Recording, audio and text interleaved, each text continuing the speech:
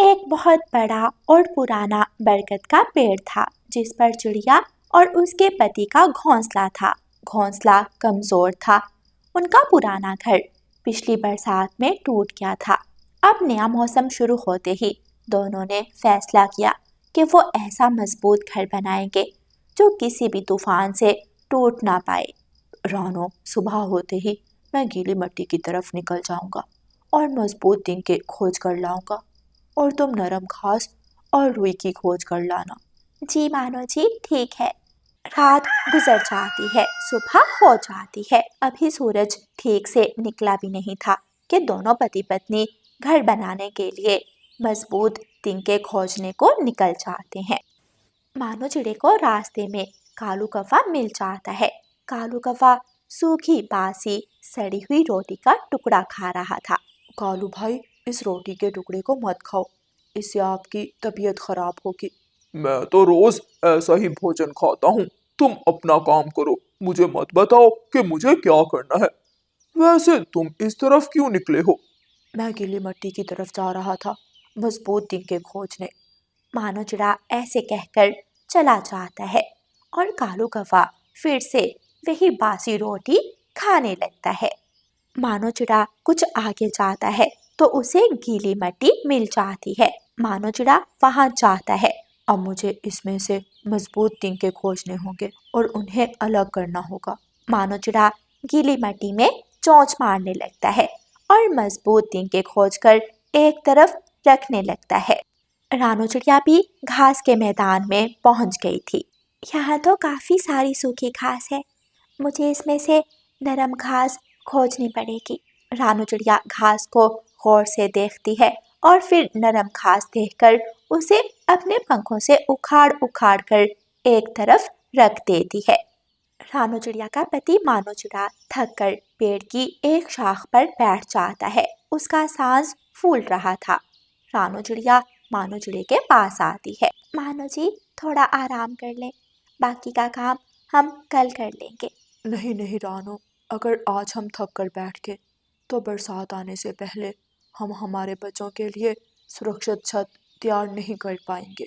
दोनों फिर से उड़ते हैं और तिनकों की खोज में निकल जाते हैं। आखिर दोनों की मेहनत रंग ला रही थी। उनका आधा घर बन चुका था। कालू, मैंने सुना है दोनों चिड़िया और उसका पति अपना मजबूत घर बना रहे हैं। हाँ गोरी, उस दिन मानो चिड़ा मिला था, मुझे बता रहा था वो भी। चलो कालू, उनका घर तोड़ कर आते हैं। दोनों कौवे उड़ते हैं और रानो चिड़िया के घर के पास पहुंचकर जानबूझकर नीचे गिरने का नाटक करते हैं। गौरी कौवी सीधी आकर उनके आधे बने घर पर गिर जाती है। चिड़िया का घर टूट जाता है और दोनों कौवे वहां से भाग जाते हैं। रानो चिड़िया की आंखों में आंसू आ जाते हैं। उनकी महीनों की मेहनत मिट्टी में मिल गई थी, लेकिन मानो चिड़े ने हार नहीं मानी थी। मानो रानो चिड़िया से कहता है, रानो, रोने से घर नहीं बनेगा, दोबारा शुरू करने से बनेगा।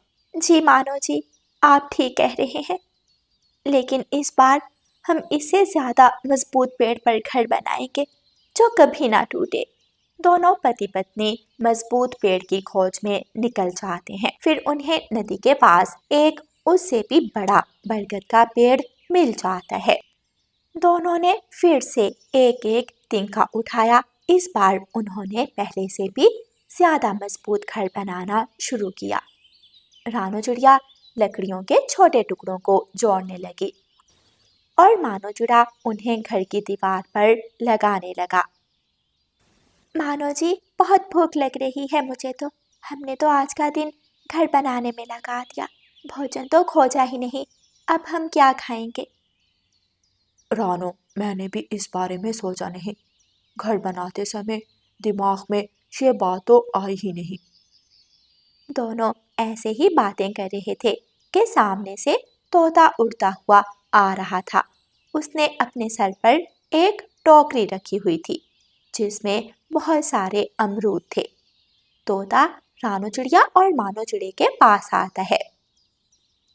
आप दोनों इतना परेशान क्यों बैठे हैं? सब ठीक तो है?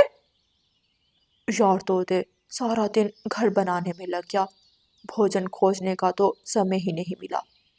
घोंसले में दाना तो पड़ा है, लेकिन बहुत कम है। आप दोनों चिंता क्यों करते हो?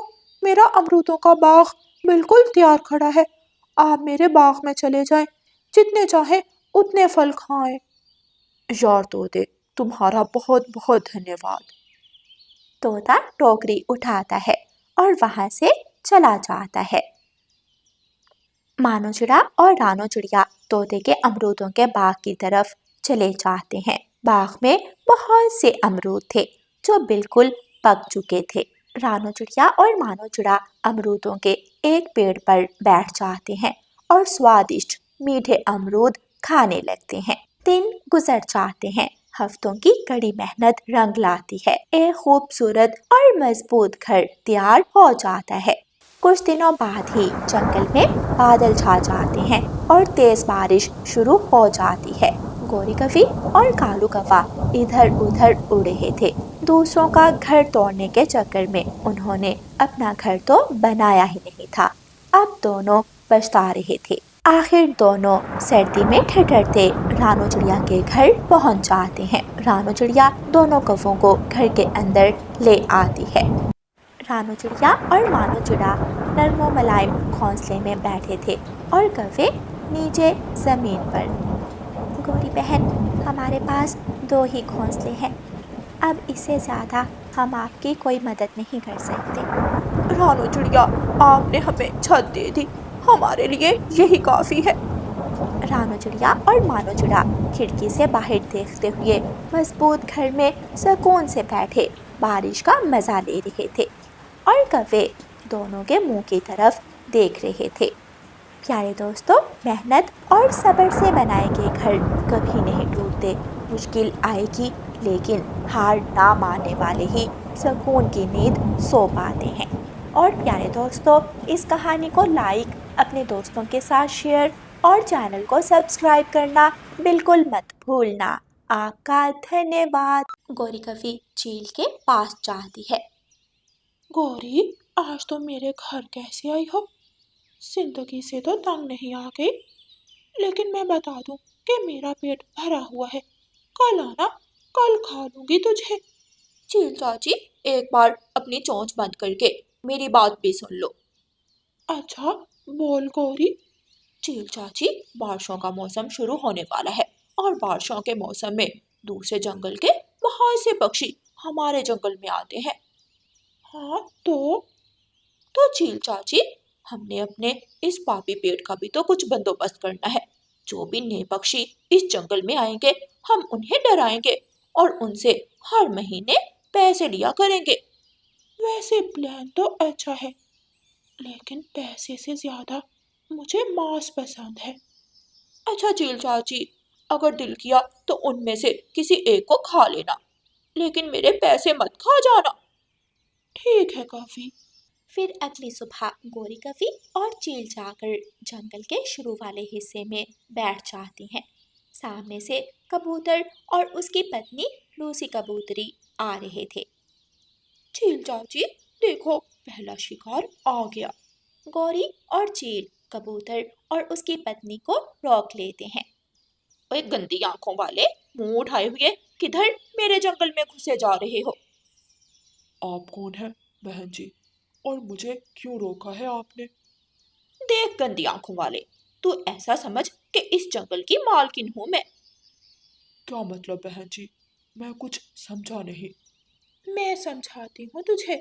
अगर तूने हमारे जंगल में रहना है तो हर महीने तू जितना कमाएगा उसका आधा हिस्सा हम दोनों को देना पड़ेगा, वरना जा अपने जंगल वापिस चला जा।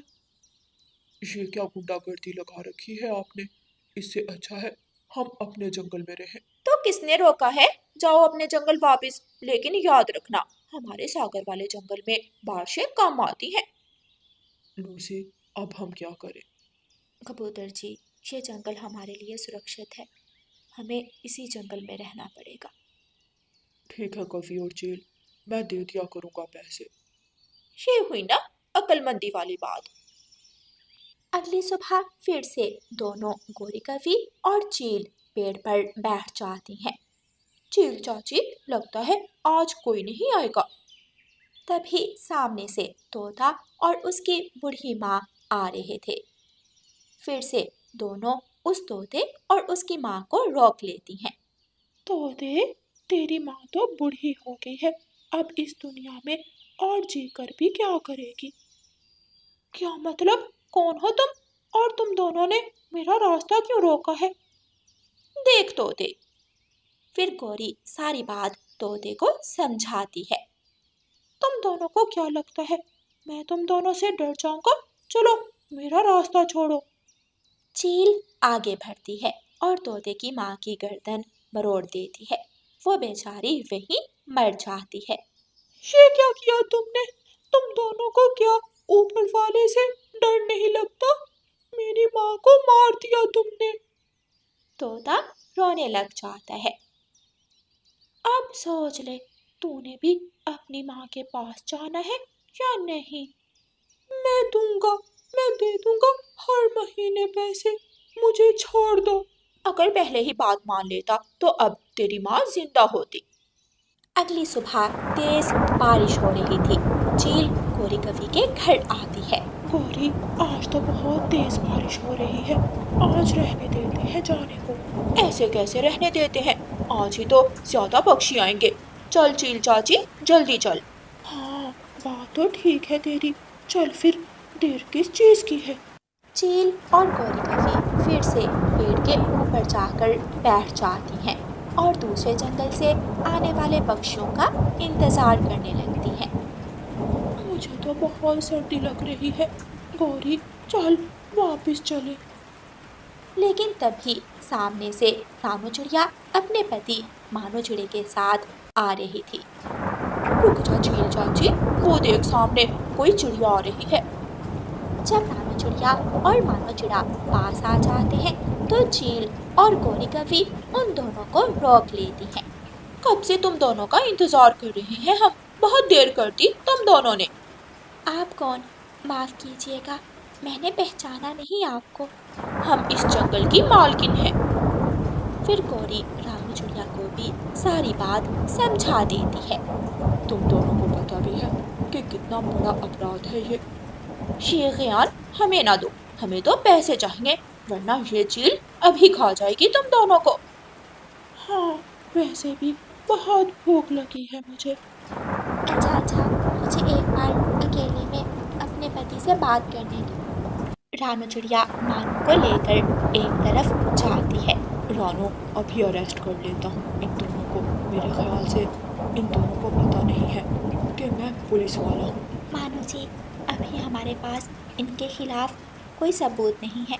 हमें जंगल में रहकर इन दोनों के खिलाफ गवाह इकट्ठे करने होंगे। फिर रानू चिड़िया और मानो चिड़ा गौरी कवि और चील के पास जाते हैं और उनको हाँ कह दे। सुबह हो जाती है। मानो जी, मैं जंगल के पक्षियों के पास जाती हूँ, शायद कुछ सबूत मिल जाए। रानू चिड़िया अपने घर से निकलती है।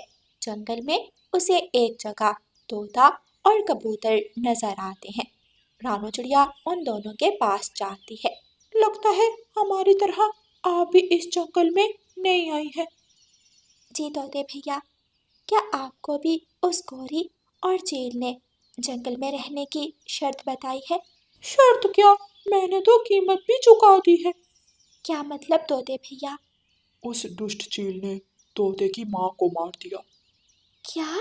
आप दोनों मेरी बात सुने। रानू चिड़िया तोते और कबूतर को सारी बात बताती है। हम आपके साथ हैं रानो बहन, उन दोनों दुष्ट पक्षियों को बहुत भयानक सजा मिलनी चाहिए। फिर रानू चिड़िया जाती है और पेड़ के पीछे छुपकर गौरी कवि और चील पर नजर रखती है। दूसरे जंगल से बुलबुल आती है। चील और गौरी कवि उसे भी रोक लेती हैं। रानू चिड़िया उन दोनों की वीडियो बना लेती है। रानू चिड़िया वो वीडियो बनाकर मानो चिड़े को दिखाती है। रानो, ये सबूत काफी है। फिर अगली सुबह मानो चिड़ा अपना यूनिफॉर्म पहनता है और दोनों को अरेस्ट करने चला जाता है। क्या सबूत है तुम्हारे पास कि हम ये सब करती हैं? मुझे पता था तुम यही कहोगी। मानो चिड़ा उन दोनों को वीडियो दिखाता है और दोनों को अरेस्ट करके ले जाता है। रानो बहन, आपका बहुत बहुत धन्यवाद। सिर्फ आपकी वजह से अब हम इस जंगल में आजाद रह सकेंगे। आपका धन्यवाद रानो बहन। उस दिन के बाद सब पक्षी जंगल में खुशी खुशी रहने लगे। आज़ादी पर हर पक्षी का हक है। इस तरह के चालाक पक्षियों को कोई हक नहीं है कि वो दूसरे पक्षियों की आज़ादी छीन ले। प्यारे दोस्तों, इस कहानी को लाइक, अपने दोस्तों के साथ शेयर और चैनल को सब्सक्राइब करना बिल्कुल मत भूलना। आपका धन्यवाद।